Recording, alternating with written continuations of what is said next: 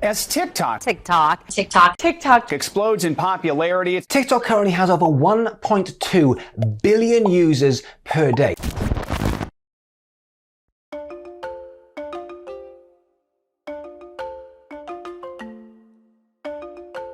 I'm Cece Coakley. I'm from Knoxville, Tennessee, and I'm a 20-year-old singer-songwriter. I was very late to the TikTok game. I thought it was dumb, and all of quarantine I refused to download it because I'm that type of annoying person. But I would see a lot of my friends who do music as well just kind of post their stuff and it get a lot of traction. So I think like August 2020, I thought to myself, I can do that. Like, if I just like sit down and get over myself, I can do this. So I downloaded TikTok in probably August of 2020 and started just posting things I was writing to see if anything would stick. My name is Robert Coakley, and I'm Cece's dad. And as far as memories of Cece starting to play music, it was probably 5 or 6 when she discovered Taylor Swift and played for the family like at Thanksgiving a Taylor Swift song with a guitar. What kind of guitar was it? It was a Taylor Swift guitar. A Taylor Swift guitar. Definitely in high school, I didn't think I was very good. So I am currently going to school at Middle Tennessee State studying music business. So when I first started, I just assumed I would take a job in the industry and kind of do whatever to be involved. I think one of my biggest inspirations is probably Brandi Carlile. She's just a folk Americana musician, and her songwriting is crazy, and her vocals, I don't know, I've seen her in concert like 5 times and I've cried every single time. I think genre-wise, I live in the world of indie pop, folk pop, a little bit of singer-songwriter, and like indie rock. Those are all like the word pop and rock and indie a million times, but they're all different things. Oh, cliche. Yeah, so that was the first song I ever dropped, and one of the first songs that I ever really had do well on TikTok. It was me and my friend Cooper Thomason, who were just like messing around with these lyrics I had written, and we just like posted the video for fun, like, and then went and hung out for 2 hours and saw that it was like doing really well. And like, oh shit, like. So that was probably January 2021, and then I ended up releasing the song in this past summer, and it's just been like crazy seeing people like actually listen to it and know it, and it's just so crazy like what TikTok can do for songs like that I was probably never gonna finish regardless. Just a video of us sitting in like the downstairs, like my guest bedroom where he was staying, and it's just him playing guitar and me singing, and he has like a stuffed frog on his shoulder, and that is literally it, which is just so life of crime, yeah, being on the run, but being with is half the fun. I usually hate these cliches. Cliche today, after about 6 months of being out, has 1.2 million streams on Spotify and almost 200,000 likes on TikTok. It's just the most important way to get yourself out there as an artist these days, because it's really hard, especially when touring wasn't a thing for a really long time due to COVID. Like, it's the only way that people really are going to notice you at all, and just trying to find your niche in the algorithm, and then really just, the people are there, they just don't know that they want to listen to you yet. So the song I'm going to play is this song I wrote called She's Not Me, and I wrote it with this guy in LA. His name is Romans, and I kind of just came with this idea.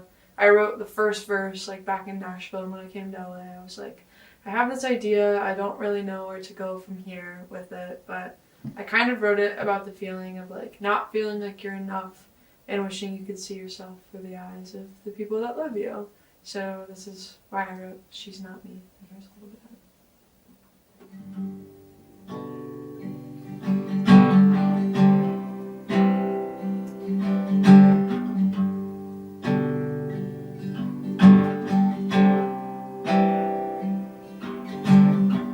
I wanna be your perception of me, someone who's beautiful and always sweet. It's hard when I feel like there are so many people kind of trying to do the same thing because TikTok is such a platform for artists.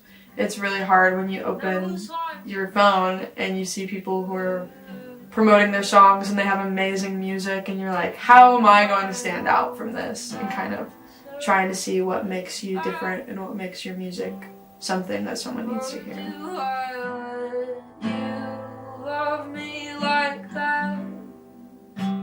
Definitely, like I was saying, just super discouraging when things don't do well. If it's a song you poured your whole heart into and it gets 10 likes, that's just really makes you think, wow, no one cares and this song isn't important, when the one person who sees that is like, this is the most important thing to me. And I don't know, it's hard because you can't just say, oh, I'm gonna delete it and stop posting, when a lot of the people who follow you are from that platform, because if you just disappear, you then lose a lot of those fans who really support you. So it's definitely a double-edged sword of wanting to quit, but knowing it's super important.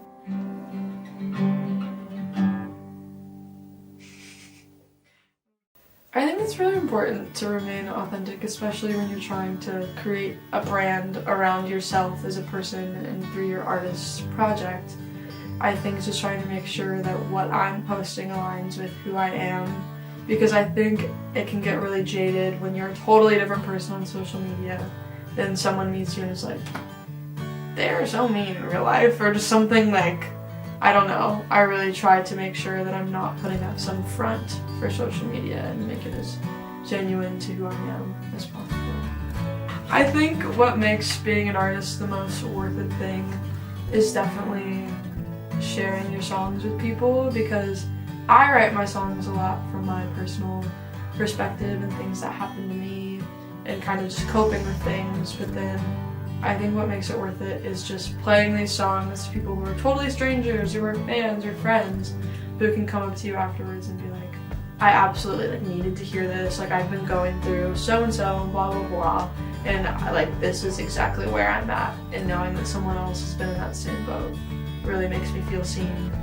So that definitely makes it the most worth it, when someone feels seen in what you're sharing. My recent tour was good. I was just on the road for 2 weeks with this band called Bahamas, and it was just so crazy. So I got asked to do the tour 3 days before I left. So that was pretty gnarly, and the first show was in Seattle, and I'm not old enough to rent a car, so I had to drive to Seattle. So that was pretty scary, just getting, it was a 40-hour car ride just to get there. And then we had to play 9 shows after that. So it was definitely a pretty draining and exhausting experience, but I definitely feel like I would recharge after every show when all of these people were just so kind, and just getting to play the show definitely made it worth it, and to just meet all the different people. And I don't know, I'd never really been anywhere on the Pacific Northwest and saw so many different cities, and it was just, I'm telling myself that car ride will be a good story later, but everything else was really cool.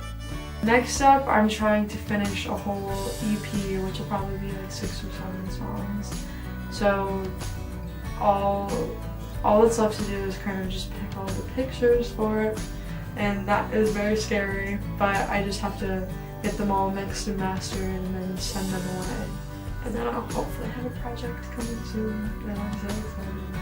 The thing I'm probably looking forward to the most this year is I am getting to play Bonnaroo this year. And I've been to Bonnaroo as a fan, and just growing up in Tennessee, that's been the dream, and I just don't know. That's just the most crazy thing ever, and I won't believe it's gonna happen until I'm there. But I don't know. That's definitely I will die happy after that is done. I'm just super stoked.